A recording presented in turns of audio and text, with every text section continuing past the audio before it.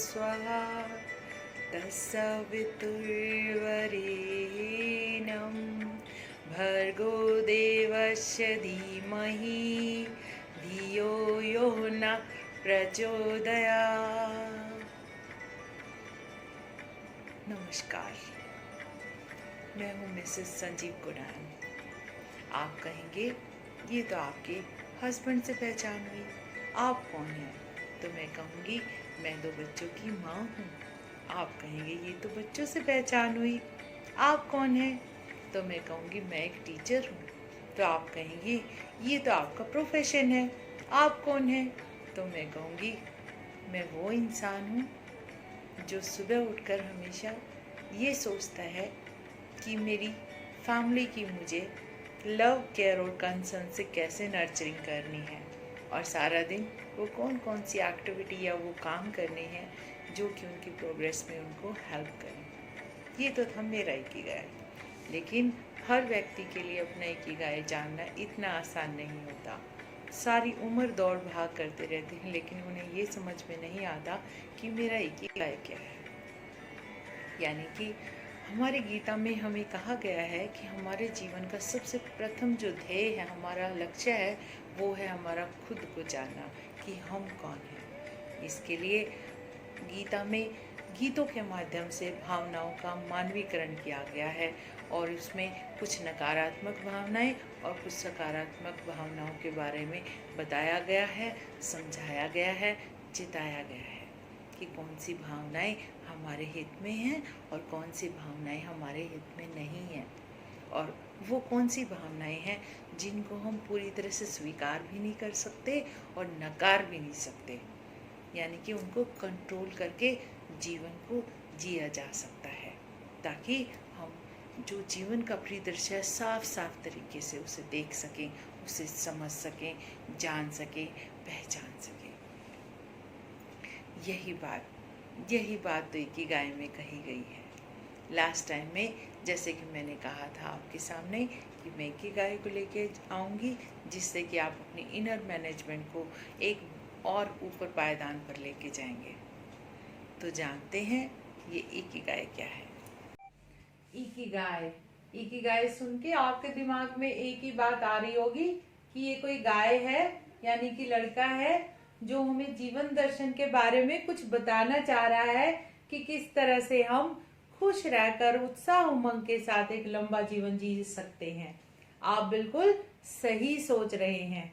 जिस तरह से गीता में भगवान कृष्ण ने कहा है, कर्मण्येधिकारस्तु मा फलेषु कदाचन, यानी कि कर्म करते चलो, फल की चिंता मत करो। इस तरह से आप खुशनुमा जिंदगी लंबे समय तक जी सकते हैं। इसी तरह से हमें इकिगाई भी समझाता है कि हर रोज सुबह उठने के लिए हमारे जीवन का एक लक्ष्य होता है, एक ध्येय होता है, एक रीजन होता है। उसको जानना ही हमारे जीवन का सबसे प्रमुख कारण होना चाहिए। सबसे पहला ध्येय हमारा उस रीजन को जानना होना चाहिए। उसी को हम इकिगाई कहते हैं। इसको जानने के लिए हम अपने आप से 4 सवाल करते हैं। पहला सवाल है व्हाट यू लव, और इनका आंसर भी फाइंड आउट करते हैं। दूसरा सवाल है व्हाट द वर्ल्ड नीड, यानी दुनिया को उस काम की आवश्यकता है या नहीं जिसको आप पसंद करते हैं। तीसरा what you are good at, आप किस में अच्छे हैं। ये गॉड गिफ्टेड भी हो सकता है और बाय ट्रेनिंग भी हो सकती है। चौथा सवाल है व्हाट यू गेट पेड, वो कौन सा काम है जिसमें आप अच्छे हैं, जिसको दुनिया को भी जरूरत है और जिसको करना आपको भी अच्छा लगता है, और उसके लिए ये संसार पे करने के लिए भी तैयार है, यानी पैसे देने के लिए भी तैयार है। भाई जीवन तो पैसों से ही जिया जाता है, इसलिए इकिगाई इसके ऊपर खास तौर से फोकस करता है कि हमें प्रोफेशन कैसा चुनना चाहिए।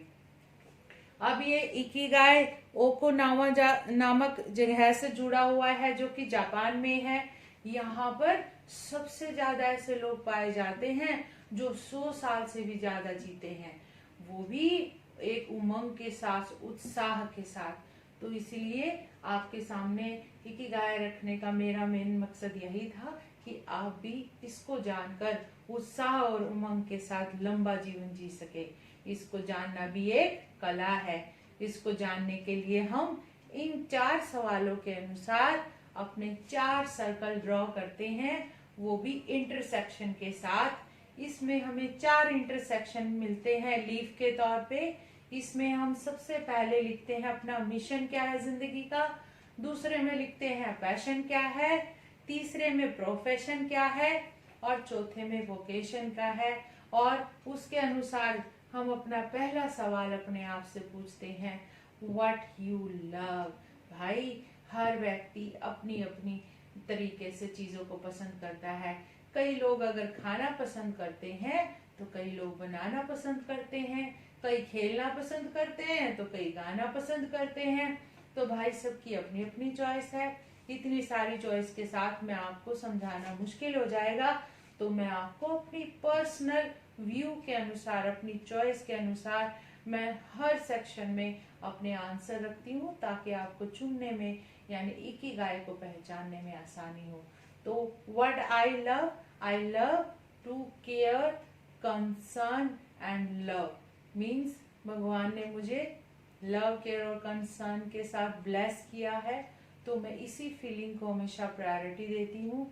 मुझे लव, केयर, कंसर्न करना बहुत पसंद है, तो मैं उसे इस जो सर्कल में रखूंगी।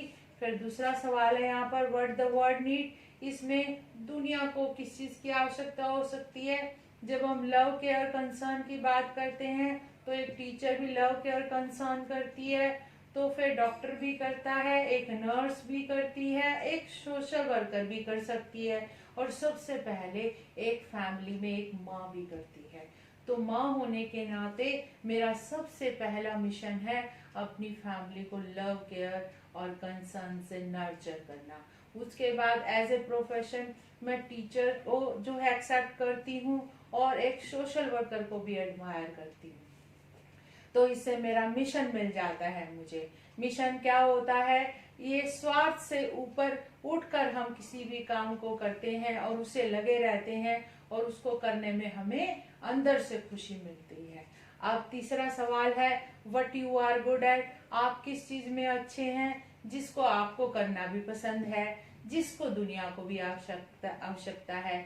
जब मैं अपनी बात करती हूँ भाई, तो लव, केयर, कंसर्न से मैं बचपन से भगवान की तरफ से गिफ्टेड हूँ, इसीलिए मेरा हमेशा ये फोकस बना रहेगा, मेरा पैशन रहेगा कि मैं किस तरह से इसको शेयर करूँ। दूसरा टीचिंग जॉब है मेरे लिए, तो उसके लिए मैंने ट्रेनिंग ली है भाई, ताकि मैं एक्यूरेट और एक्सपर्ट हो सकूं।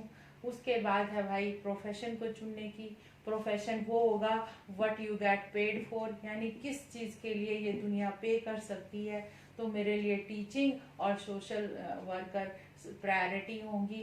टीचिंग की जॉब मैं इसलिए नहीं ज्वाइन कर सकती क्योंकि मेरी फैमिली 100% मेरे ऊपर डिपेंड है, तो मैं ऑल टाइम फोकस टीचिंग पे नहीं कर सकती। तो मैं एज ए सोशल वर्कर अपने आप को कंफर्टेबल फील करती हूँ और मुझे मेरा इकिगाई मिल जाता है। तो इसी तरह से मुझे उम्मीद है आप लोग भी अपना इकिगाई ढूंढने में सक्षम होंगे, एक्सपर्ट होंगे, और सुबह उठने के लिए एक रीजन आपको अभी मिल गया होगा। जैसे मैं सुबह उठ के हर रोज भगवान को ये धन्यवाद करती हूँ, हे परमात्मा तूने मुझे इतना अच्छा जीवन दिया, इसके लिए बहुत बहुत धन्यवाद। मेरे इतने अच्छे माता पिता दिए जिनकी वजह से मैं ये जीवन जो है एंजॉय कर रही हूँ। मेरी इतनी अच्छी फैमिली है जो मुझे प्यार की हर रोज एक नई परिभाषा देती है। मैं बहुत ब्लेस्ड हूँ, मैं बहुत ब्लेस्ड हूँ। तो आपने जाना कि ये इकिगाई क्या है। ये जीवन को जीने की एक कला है, जिसमें हम ये जानते हैं कि हमारे जीवन का ध्येय क्या है। इसमें हम अपने हर फर्ज को कर्ज ना समझते हुए हम अपना ध्येय समझकर उसे पूरा करते हैं, वो भी पूरे उत्साह और उमंग के साथ। ये बात तो रही इकिगाई की। अब मैं आपको अगली वीडियो के बारे में बताती हूँ कि मैं अगली वीडियो में आपके सामने जीवन के हर पड़ाव को लेकर आऊँगी, जिसमें आप जान पाएंगे कि कौन सी उम्र में वो कौन से बीज डालने हैं, वो कौन से संस्कार डालने हैं जिससे कि बच्चे एक मजबूत नींव के साथ तैयार हों और उनके लाइफ में कभी भी कोई हर्डल ना आए, वो कभी घबराए नहीं। तो इसी शुभकामना के साथ कि आप हमेशा स्वस्थ रहें, सुखी रहें, अपने परिवार के साथ रहें। नमस्कार। आपने मुझे सुना, इसके लिए धन्यवाद।